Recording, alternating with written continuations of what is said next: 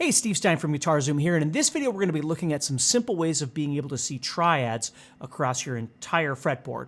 Now, in order to do that, the first thing we need to do is understand what is a triad. Well, a triad, tri meaning three, it's three notes which make up a chord. So when you're playing an A chord or a G chord or an A minor chord or an E minor chord or whatever, these basic chords are made up of three different notes. Now, the notes are from the scale, and we call them the root, the third, and the fifth. So we're going to be working in the key of A, and we're going to be working over the A major chord. So we're going to be using the notes A, not B. We're going to be using C sharp, and then not D, and then we're going to be using E. So A, C sharp, and E would be the root, the third, and the fifth. And those three notes make up the A major chord, regardless of where you play it on the guitar. So what we want to do are take those notes and break them apart. So we call this an arpeggio. When we take a chord and we break it apart, we play the notes separately. It's called arpeggiating that chord. So we're going to take the notes A and C sharp and E, and we're going to place them on the guitar, and then we're going to place them on each one of the strings. So in this case, we're playing the sixth string. We're starting with our pinky on A. We're playing A, C sharp, and then E. Now we're going to learn how to do that in three different ways. I call this playing to the left, over the top, and then to the right. So when we play to the left, A, C sharp, and E, okay, we're going to play it that way. And it's important to get used to seeing what fingers you're using, because as you learn how to do this, you can move this into any chord that you want. So if you want to play this over D, for instance, you'd simply move up to D and do the same thing. Or if you want to play over, B, you would move down to B and do exactly the same thing. So that's to the left. Now what we're going to do is we're going to take those same notes, A, C sharp, and E, and we're going to play them over the top, which means we're going to start with our middle finger on A, and we're going to do this. So I'm playing the fifth fret of the sixth string, then the fourth fret of the fifth string, which is our C sharp, and then what I'm doing is I'm placing E on the same string on the fifth string here at the seventh fret. So if you listen to these two, they're going to sound the same. Okay? And then we're going to learn how to play this to the right, which means I'm going to play A, and I'm going to put C sharp on this same string, and then we're going to move over to E right here. So I've got three different ways of playing the exact same triad, this A major triad. And what I would suggest is really get used to being able to see that on the sixth string. And again, it doesn't have to be in A. You can move this wherever you want. If you want to do it in D, you'd move up here and play to the left, over the top, and then to the right. Okay? Then what we're going to do is we're going to move to the fifth string and do exactly the same thing. So we need to find an A again. So if we move to the 12th fret, we've got an A sitting right here. So we can play to the left,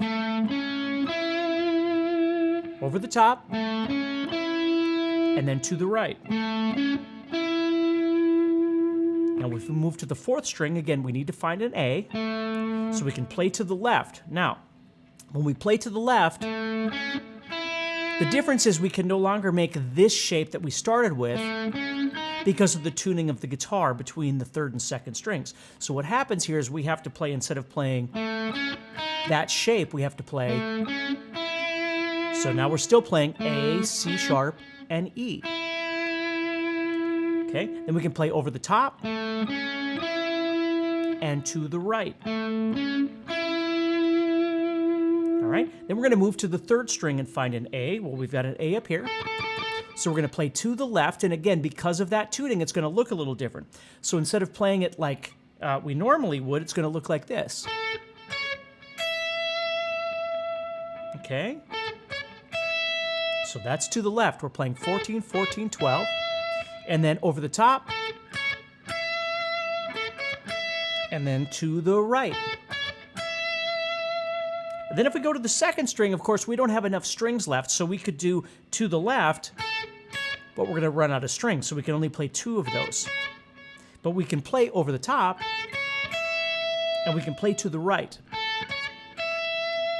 So the first thing to get used to is just getting comfortable with that idea of being able to play to the left, over the top, and to the right on each one of these strings. And once you get comfortable with being able to do that, then you can start trying to visualize multiples of these kind of stacked on top of each other. So for instance, if I played an A major sitting right here, that could connect right here, which could connect right here. I mean, there's lots of different ways that you could look at this, but that's how larger triads or larger arpeggios on the guitar are created, are taking these smaller stacks and then putting them on top of each other.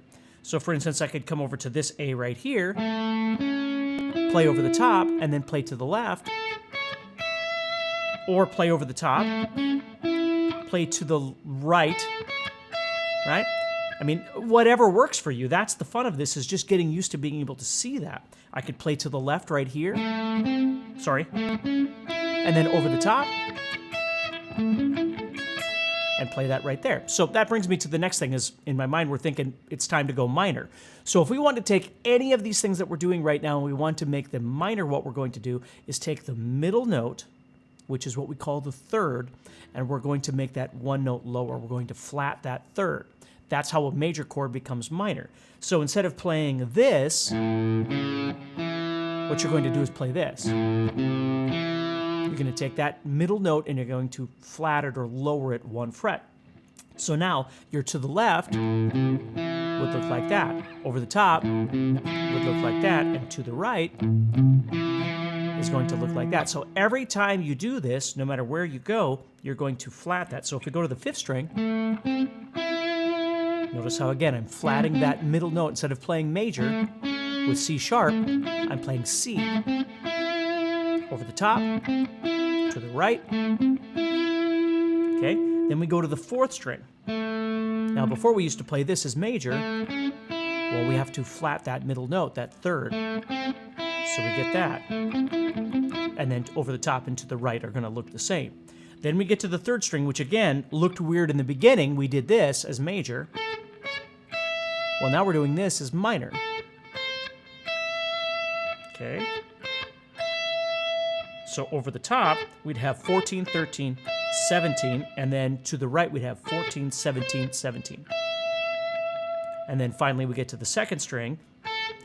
We used to do the C sharp right here. Now we have to do, we still don't have another string, right? But we can do over the top and to the right. So that's something to get used to, and just kind of take your time. You know, learn how to just do it on the sixth string and connect those together.